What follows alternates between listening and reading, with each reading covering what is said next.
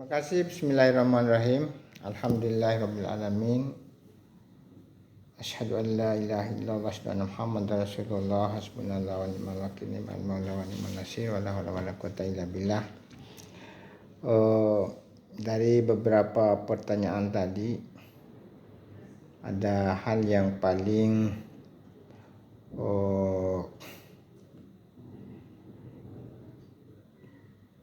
kalau dalam penelitian itu sesuatu yang paling esensial tentang bagaimana membedakan dan menyamakan persepsi kita tentang fenomenologi agama.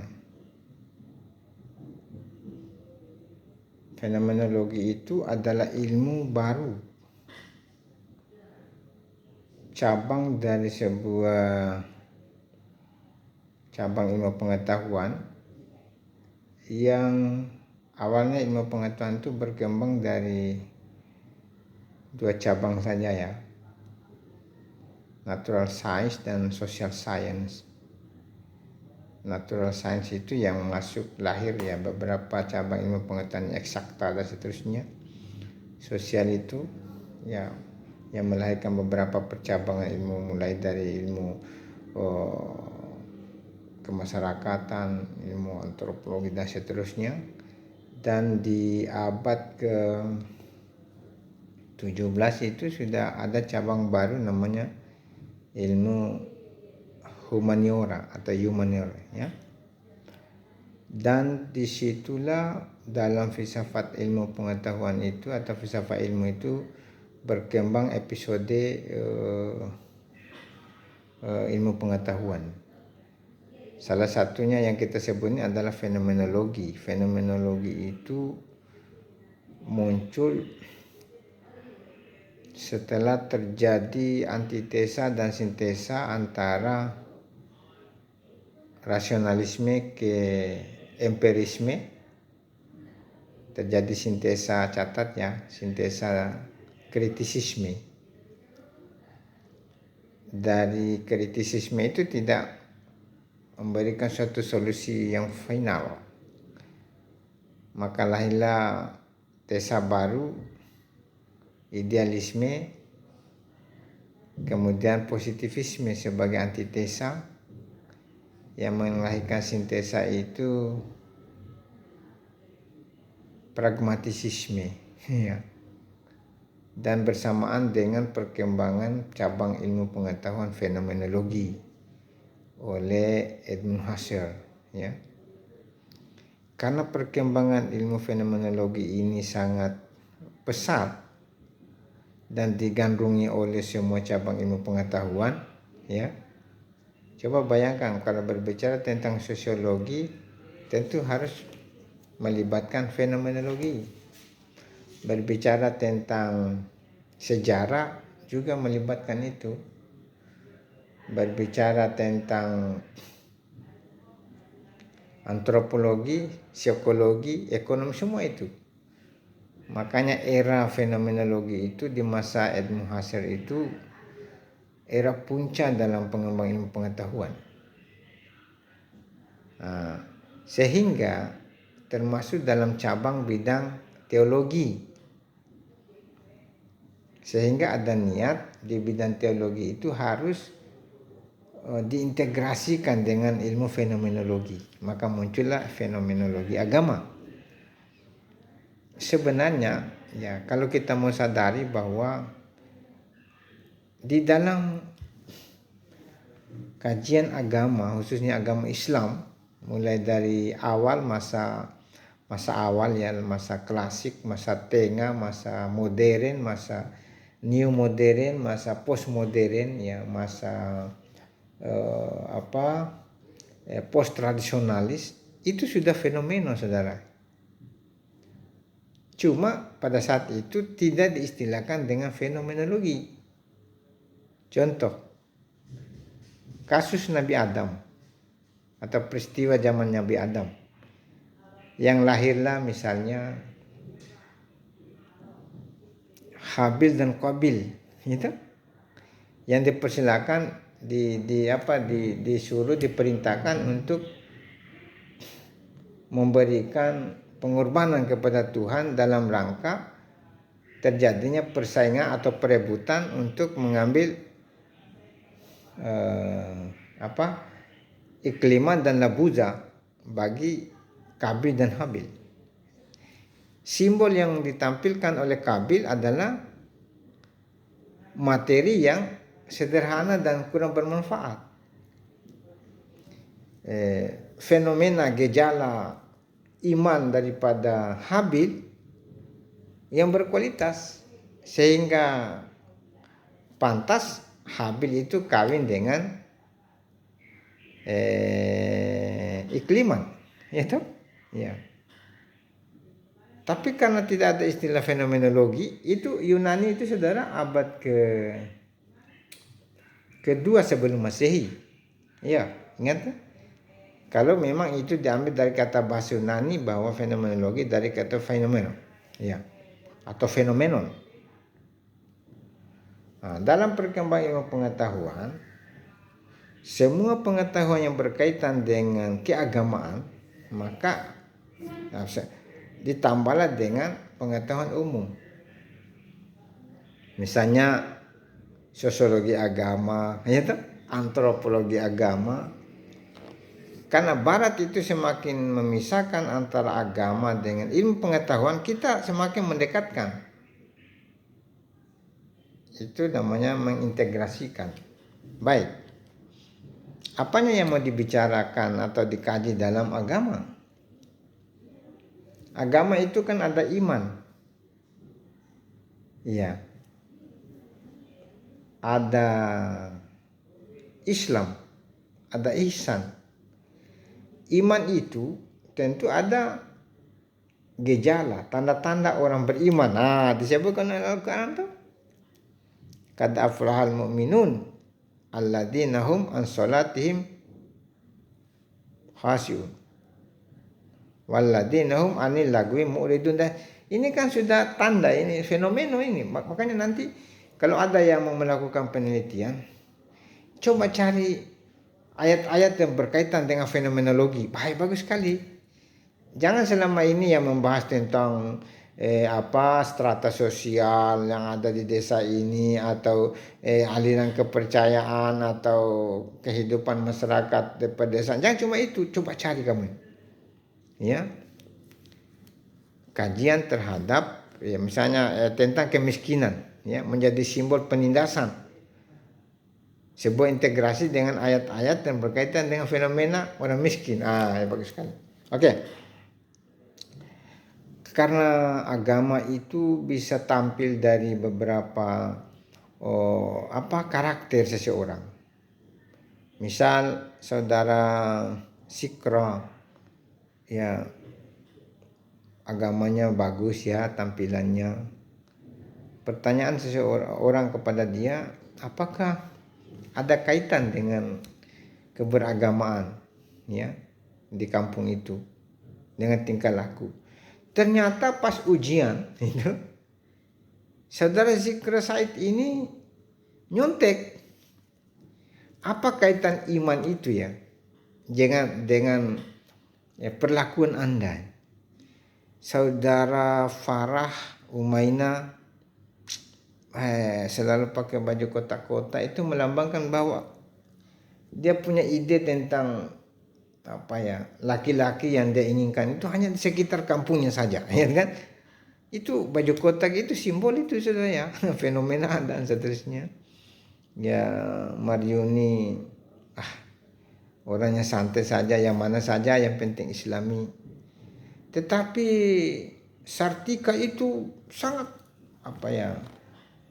orangnya ambisius. Mau cari yang dokter. Apa hubungan itu iman dengan usaha? Ya. Atau kita biasa lihat bahwa di dalam agama itu ada namanya radikalis, moderat, dan liberalis. Kenapa bisa itu Ambrogi jadi radikalis fundamental? Itu semua orang melakukan penelitian. Bukan hanya dari iman, ternyata ini dari aspek politik, ya.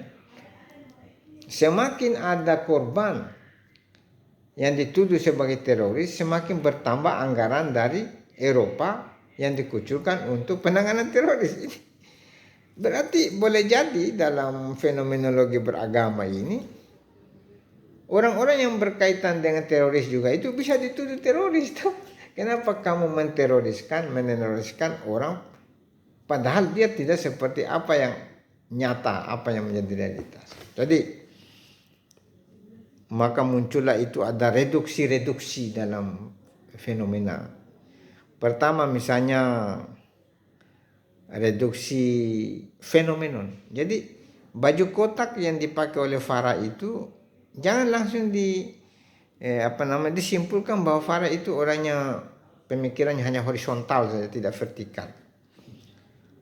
Untuk mengetahui lebih dalam tentang saudara Farah, kita harus melakukan reduksi kedua, namanya reduksi kritis. Jadi bagaimana tingkah laku di luar kampus dengan tingkah laku di rumahnya, keberagamaannya ketika di tengah masyarakat dan keberagaman di rumah tangganya.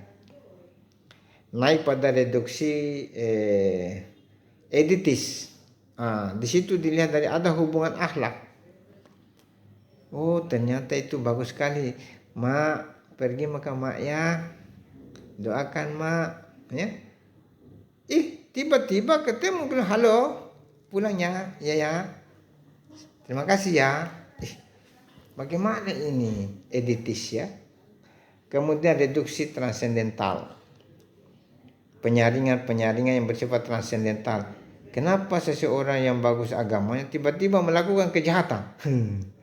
Ada intervensi Tuhan kah atau itu adalah sebuah kebebasan dirinya, ya, free will dan predestination. Oke.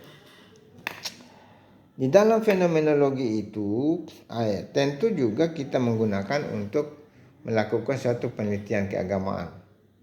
Yang kita mau teliti dari keberagaman seorang mulai dari rukun iman. Bagaimana orang percaya kepada Allah? Ya. Ada orang itu percaya kepada Allah tapi tidak sholat. Ini biasa anak sosiologi, ada yang tidak sholat. Berarti iman itu belum belum mendarah daging pada dirinya. Kenapa kau tidak sholat? Bahwa tadi kau sudah percaya Allah. Kalau kamu tidak sholat, percaya ke Allah, berarti kamu terjadi ambivalensi, ada kemunafikan ganda. Iya. Di mana kau simpan Tuhan? Kau simpan Tuhan di hati, tetapi perbuatanmu itu bukan perbuatan Tuhan. Ya.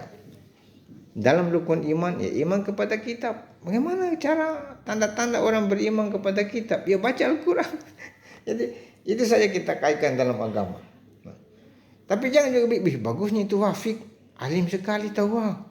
Iyo besar kejilbab nah. Tidak mau jabat tangan. Tapi pernah saya lewat di Pantai Losari, pegang-pegang tangan sama cowok. Astaga. Tidak pernah aku bayangkan. Astaga. Dia bilang iman kepada malaikat. Itu kan malaikat mencatat itu. Kalau kita pergi berduaan di di Malino, baru pergi di bawah pohon setan itu, pohon pinus. Pergi berdua, apa kau cari serta? Dia bilang pergi camping kau berdua. Ini ada malaikat rakibun atid. Ini percaya kepada Nabi. Dimanapun kau berbuat perbuatan Nabi, ya ada namanya sosiologi profetis. Ingat ya. Selama ini sosiologi itu terpisah, ya, antara jasad dengan ruhnya. Maksudnya sepertinya terjadi sekularisasi. Yang dikatakan sosial apabila saudara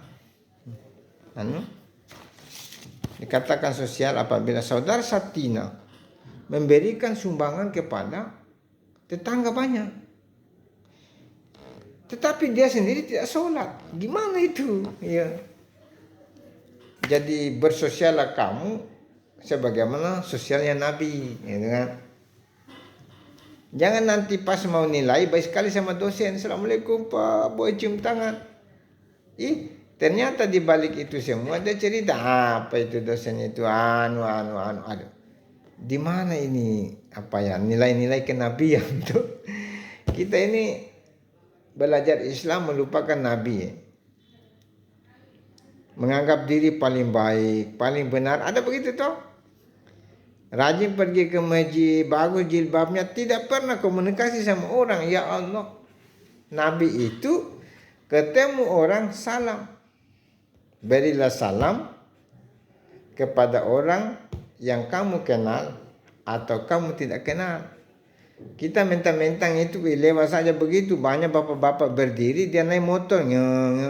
Bilang-bilang sedikit, Assalamualaikum, permisi Pak, tabe Pak. Saya biasa lihat orang-orang begitu, mentang-mentang motornya motor baru. Ya. Pakai jilbab lagi. Jilbab itu lambang aurat. Jadi aurat itu mulai dari pandangan, pikiran, perbuatan. Dan seterusnya sampai rukun Islam. Sampai Islam. Ya. Salat, Assalamualaikum. Itu Assalamualaikum, makna itu simbol perdamaian. Ada orang paling jengkel tuh beda-beda organisasi. Assalamualaikum. Begitu, astaga. Itu Assalamualaikum bukan hanya dari perkataan, tetapi hadirkan dalam keikhlasan. Assalamualaikum Wafiq. Bagaimana kabar kedek? Bagaimana kabar orang tua? Assalamualaikum Wafiq. Waalaikumsalam. Sempurna minta ampun tai. Ya, semua kita ini tai ku dong. Di telingamu tai, ya, sandi, di kukumu tai, di hidungmu tahi, di matamu tahi, ketombe tahi, ketiak tahi, semua kita ini tai. Jangan kau sombong Farah. Ya, siapa ya? Ya astaga, kalau 70 tahun ten harapan. Gigimu sudah tidak ada, melepuh semua dan seterusnya ya. Jadi itu. Ini oke, kaitan dengan perkembangan ilmu pengetahuan itu tentu selalu beradaptasi antara ilmu satu dengan yang lain, ya. Boleh jadi ini kita bicara tentang fenomenologi agama, nanti berkembang lagi secara khusus fenomenologi agama Islam, fenomenologi orang-orang beriman, itu ya mukmin, ya. Karena sekarang ingat orang-orang yang sekuler itu yang di luar Islam itu selalu mengklaim bahwa itu orang-orang Islam itu belajar ya dari tokoh-tokoh kita, Edmund Husserl misalnya, ya, dari Schleiermacher dan seterusnya. Itu mereka saudara abad ke-15, 16, 17. Mereka telah mempelajari ilmu pengetahuan yang pernah berkembang di Roma. Roma itu pernah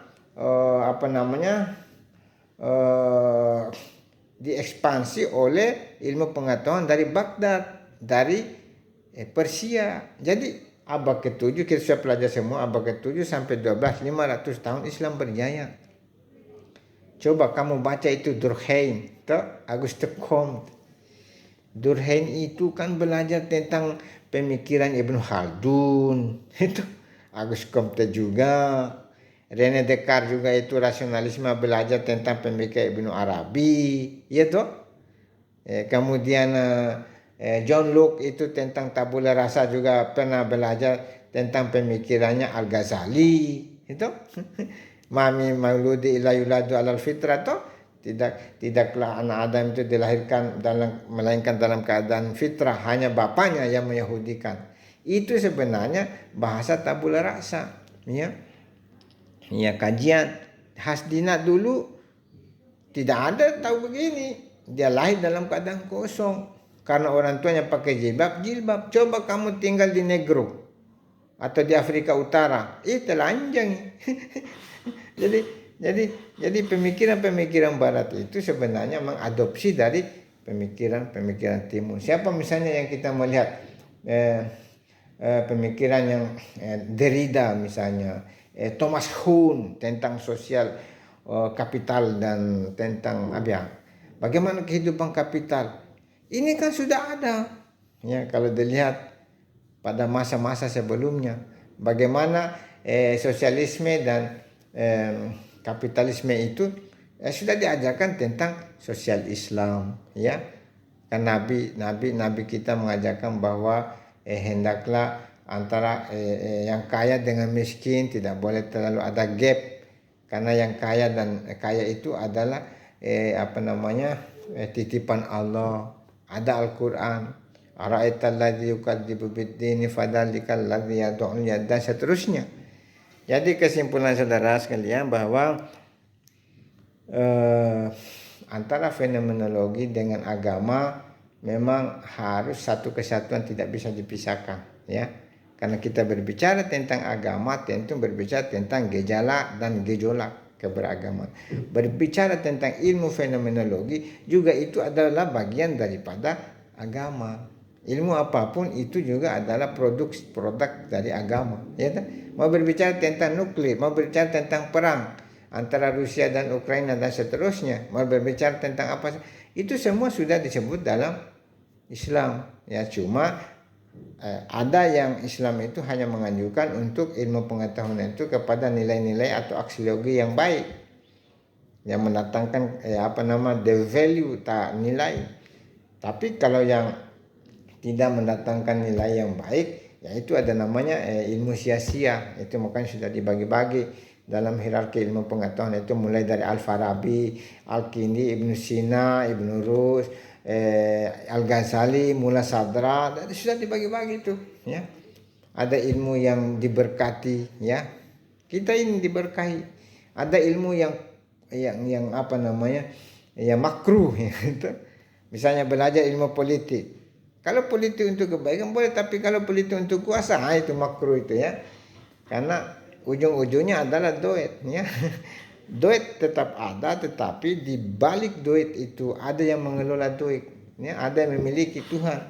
Jadi kesimpulan kedua adalah kita dalam posisi apapun mempelajari ilmu pengetahuan apapun, kita harus selalu hadir, ada nilai ontologi, ya.